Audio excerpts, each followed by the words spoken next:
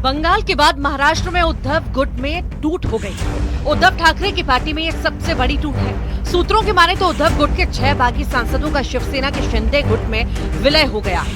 संसद भवन में शिवसेना सांसद संजय राउत ने लोकसभा स्पीकर से मुलाकात की।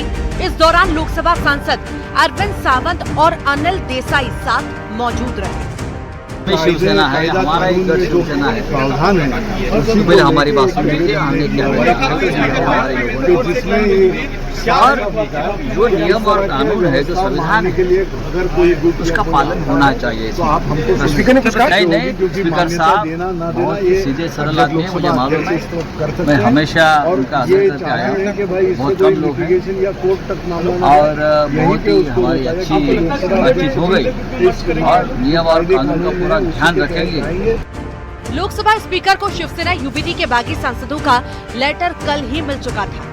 अलग गुट की मान्यता देने की मांग वाली चिट्ठी स्पीकर को दे दी गई और खबर ये भी है कि इस चिट्ठी के जवाब में कल दोपहर 3 बजे ही बागी सांसदों को सैद्धांतिक मान्यता मिल चुकी है। इस अप्रूवल के बाद श्रीकांत शिंदे और शिवसेना के कुछ नेता मुंबई से दिल्ली के लिए रवाना हो गए और प्लान के मुताबिक दिल्ली में वो सांसद स्पीकर से मिल सकते हैं जिन सांसदों के दस्तखत लेटर में है। संजय राउत ने कहा है कि जो सांसद बागी हुए हैं उन्होंने साईं बाबा की कसम खाई थी कि वो कुछ भी गलत नहीं करेंगे। और बाकी जो 4-5-6 लोग थे वो ऑनलाइन वर्चुअली थे। वो सभी ने उस वक्त कहा 2 दिन पहले कि हम लोग पार्टी के साथ ही है, हम उद्धव जी आपके साथ है, हाँ हम आपको छोड़कर कहाँ जाएंगे। शिवसेना जैसी अपने माँ से बेईमानी करना चाहते, शिवसेना माँ है, हम सब बेईमानी करना चाहते तो हम उनको छोड़ेंगे नहीं, जो चाहे वो कर लीजिए। बताया जा रहा है कि स्पीकर से अलग गुट का अप्रूवल इसीलिए लिया गया ताकि बागियों पर पार्टी का व्हिप लागू ना हो।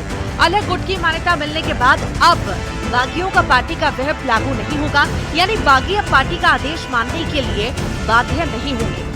आपको लगता है कि पहली बार बंगाल जीता, टीएमसी टूट गई, सांसद विधायक ममता बनर्जी का साथ छोड़ गए हैं, क्यों? आपको मेजर कारण क्या लगता है? बीजेपी अच्छा काम कर रही है, वो अलग बात है, लेकिन अचानक विपक्ष का समाप्त होना क्या लोकतंत्र के लिए बेहतर है? ऐसा नहीं है। पॉलिटिकल सर्कमस्टांसेस होते हैं। इंडिया सब मालूम है, पार्लियामेंट्री डेमोक्रेसी है, यहाँ चुनाव होते हैं और पार्लियामेंट्री डेमोक्रेसी में कोई चीज़ फिक्स नहीं होता है। वो तो कभी जीतेगा, कभी हारेगा, कभी यहाँ जाएगा, कभी वहाँ जाएगा। यहाँ कोई मिलिट्री रूल तो है नहीं। फिलहाल स्थिति ये है कि उद्धव खेमे में टूट की प्रक्रिया करीब पूरी हो चुकी है। स्पीकर से सैद्धांतिक मान्यता मिल चुकी है, अब बस औपचारिकता बाकी है। Bureau report, news 18।